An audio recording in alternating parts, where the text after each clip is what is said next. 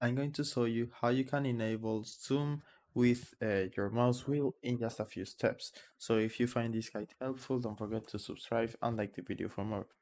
So by default, you can't zoom in or zoom out using your mouse wheel, but with the method I'm going to show you today, you will enable that option. So all you need to do is open Visual Studio Code and go to Manage and then open the settings right here.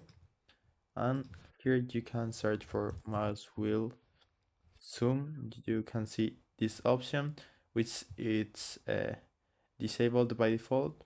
So just enable this checkbox where it says zoom the font of the editor when using the mouse wheel and holding control. So now if I go here, hold the control key, and now I can use the mouse wheel to zoom in or zoom out. So that's it. That's how easy you can zoom using your mouse wheel on Visual Studio Code. I hope it was helpful and thanks for watching.